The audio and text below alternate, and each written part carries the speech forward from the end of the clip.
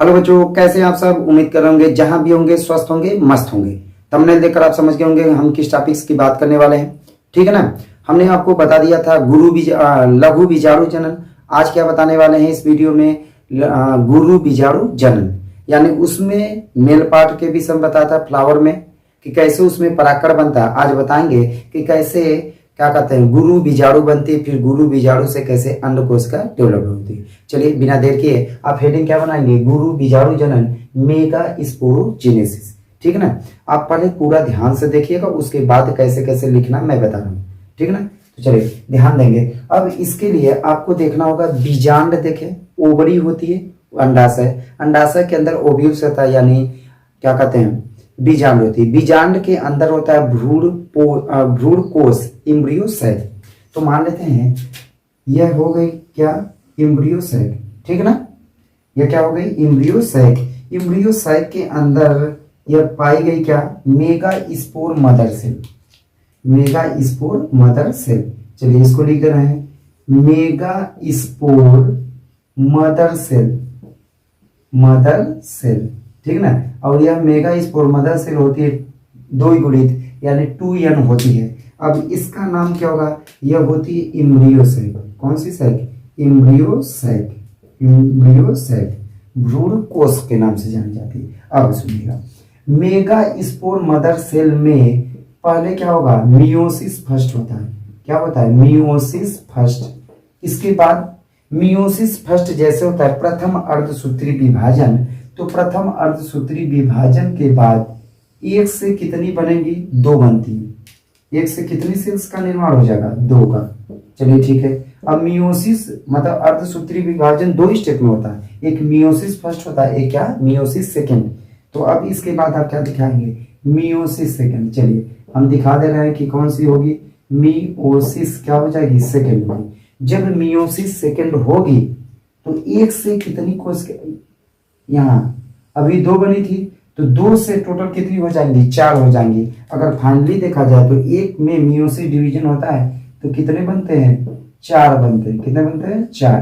ठीक है ना। अब चारों को ऐसे अरेंज कर देना है, 1 बाय 1, 1 above 1, 1 2 3 4। यह क्या है, 4 मेगा स्पोर, 4 मेगा स्पोर बना।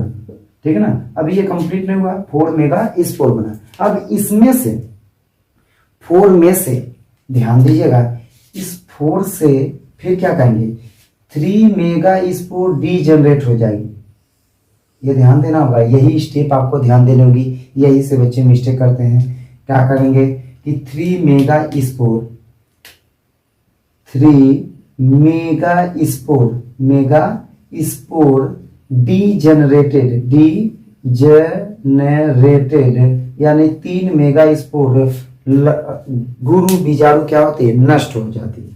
तो नष्ट हो गई, तो चलिए हम दिखा दे रहे हैं, 1 2 3 नष्ट हो गई, उसके बाद एक बची रही। जो बची रह जाती है इसको कहा जाता है फंक्शनल मेगा स्पोर। रिमेन जो बची रहेगी इसको कहा जाता है functional mega spore, mega spore. ठीक है ना। अब यह कैसी होती है, यन होती है, यह भी कैसी होगी, यन होगी, अगुणित होगी। ठीक है कि नहीं। अब इसमें 3 टाइम्स, कितने टाइम्स कहेंगे, 3 टाइम्स। चलिए आगे बढ़ेंगे। इसमें 3 टाइम्स डिवीजन होगा, कौन सा, माइटोसिस डिवीजन, समसूत्री विभाजन। चलिए ऐसे मैं बना दे रहा हूं नाम। ठीक है ना। आप ध्यान दीजिएगा कितने टाइम्स डिवीजन होता है, 3 टाइम्स। 3 टाइम्स कौन सा डिवीजन बोला जा रहा है, माइटोसिस डिवीजन। कौन सा डिवीजन, माइटोसिस, समसूत्री विभाजन, माइटोसिस।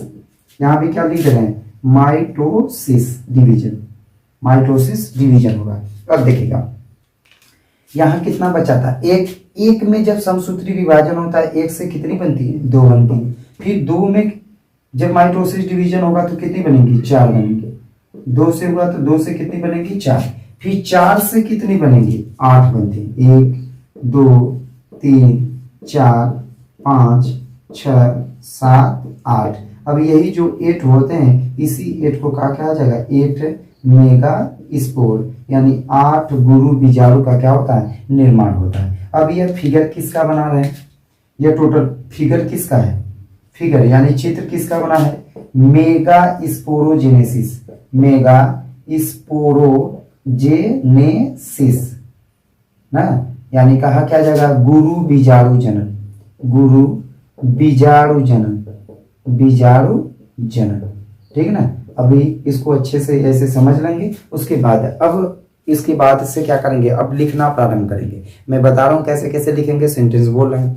तो चलिए, आप हेडिंग क्या दिए हैं, पहले गुरु बीजाणु जनन। तो गुरु बीजाणु जनन क्या होता है, आप क्या समझते हैं, किसे कहा जाता है, ऐसे क्वेश्चन पूछता है, लॉन्ग में पूछता है, तो कैसे लिखेंगे। चलिए बोल रहे हैं, लिखिएगा कि भ्रूण कोश के अंदर गुरु बीजाणु मातृ कोशिका से गुरु बीजाणु के बनने की प्रक्रिया ही गुरु बीजाणु जनन कहलाती है। रिपीट कर रहे हैं, ध्यान दीजिएगा। भ्रूण कोश में गुरु बीजाणु मातृ कोशिका से गुरु बीजाणु के बनने की प्रक्रिया ही गुरु बीजाणु जनन कहलाती है।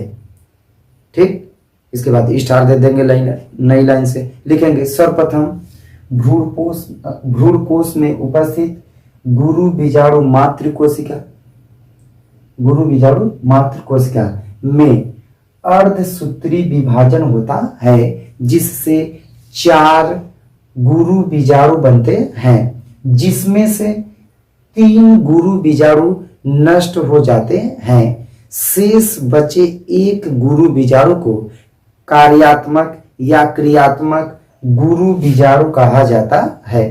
ठीक, जिसमें 3 बार समसूत्री विभाजन होता है, जिसमें 3 बार समसूत्री विभाजन होता है, जिससे 8 गुरु बीजाणु बनते हैं।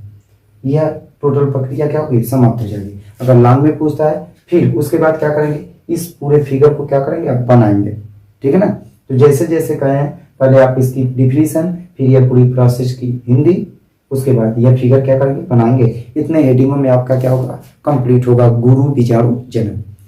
ठीक है ना, इसके बाद फिर पढ़ना क्या होता है कि मादा युग्म को उद्भेद, फीमेल गैमेटोफाइट्स, इससे बनता कैसे। जैसे भी कुछ कह रहे होंगे बच्चे कि सर इसके बाद अन्य कोशिका बनती, ठीक है, यही जब डेवलप्ड होती, इसमें से 3 कोशिका आपस में मिलती हैं, एंटीपोडल सेल बना लेंगी ऊपर की ओर, 2 कोशिका फ्यूज होती हैं तो पोलर न्यूक्लियाई बनाते हैं। उसके बाद एक कोशिका विकसित होकर अन्य कोशिका बनाएगी, और 2 कोशिका क्या होती है, साइनर्जिट का काम करेंगी, सहायक कोशिका का। तो पढ़ेंगे फीमेल गैमेटोफाइट्स के डेवलपमेंट में। ठीक ना, हमें पढ़ना क्या था, गुरु बीजाणु जनन। उम्मीद कर रहे होंगे कि आपको यह अच्छे से समझ में आएगा। इसको अच्छे से देखकर नोट कर लीजिएगा, जो कि बोर्ड एग्जाम के लिए आपके लिए क्या होगा, सबसे ज्यादा इंपॉर्टेंट होगा। ठीक है ना, फिर मिलेंगे ऐसे ही एक नया वीडियो लेकर, तब तक के लिए धन्यवाद।